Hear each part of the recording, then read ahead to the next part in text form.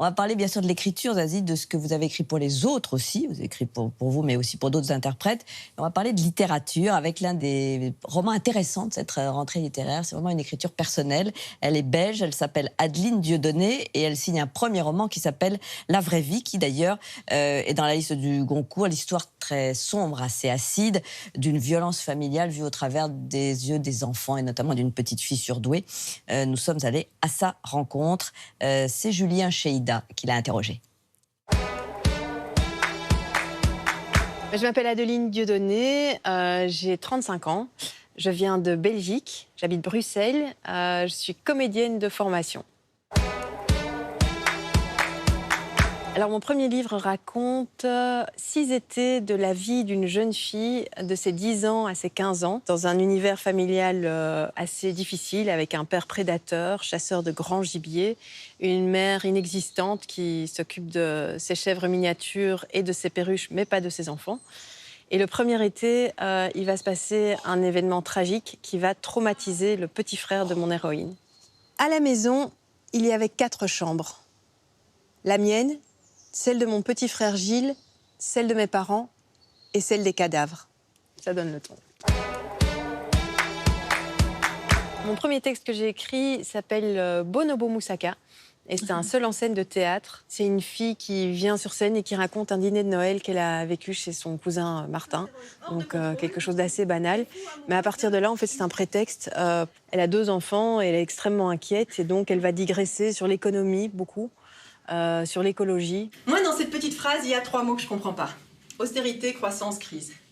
Oh, ça va. J'ai pas fait Sciences Éco, ni Sciences Po. J'ai fait des études de comédienne. Donc autant vous dire que de mes 18 à mes 23 ans, à part lire Shakespeare et fumer des joints, j'ai pas foutu grand-chose.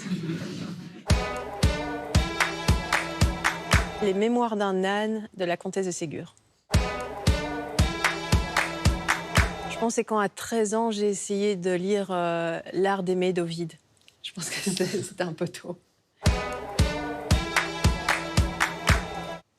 Je ne suis pas sûre de me sentir vraiment écrivaine encore maintenant. Je crois qu'on a besoin du regard de la profession et des lecteurs. On n'est pas écrivain tant qu'on n'est pas lu. La vraie vie, c'est un roman fort, en tout cas qui est tout à fait bouleversant. Il nous emmène dans un univers très particulier. Ça existe, la littérature de femmes, pour vous, Zazie, ou ça n'a aucun sens? Je ne pense pas que ce soit genré à ce point-là. Après, souvent, peut-être dans le machisme un peu nébuleux de nos sociétés, quand une femme fait un bon roman, on dit c'est une femme, alors que c'est juste un bon roman, quoi. Ça vous paraît important, d'ailleurs, vous parlez de ce machisme que l'on dénonce quand même maintenant abondamment. Oui.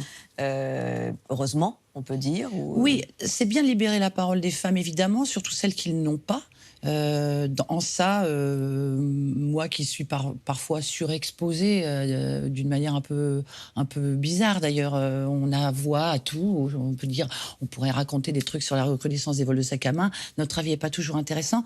J'essaie d'être vigilante aussi à mettre parfois ma voix au service de celles dont la voix est étouffée, mais je pense que dans le débat, en tout cas, c'est important de questionner la société, mais c'est surtout important d'inclure l'homme et les hommes dans ce débat. Donc je serais plutôt citoyenne et plutôt humaniste que féministe, ouais. Sauf si on nous embête avec l'avortement à nouveau, où là j'irais bien dans la rue. Qu'est-ce qui vous aide à écrire aujourd'hui? Est-ce que justement c'est la littérature? Est-ce qu'il y a toujours une lecture en train pour vous qui vous inspire? J'ai un rapport à la lecture assez particulier, c'est-à-dire soit c'est compulsif et je me fais tout Romain Gary, ce que je suis en train de me refaire là, avec délectation, il était tellement en avance, soit pendant 8 mois je ne lis pas un bouquin, quoi. C'est très... Et quand je lis un roman très vite. C'est plutôt des romans, ça peut être des essais aussi. Voilà, c'est un peu... Je pense qu'on est forcément influencé par les mots. Donc j'essaie quand je suis en écriture, quand je rentre en écriture, j'essaie de moins lire pour essayer de trouver mes mots à moi. Trouver des mots pour vous et pour les autres. Il y a eu Christophe Willem, on l'a vu, il y a eu Johnny Hallyday, il y en a eu bien d'autres. Ça, c'est encore un autre exercice ou c'est au fond la même chose?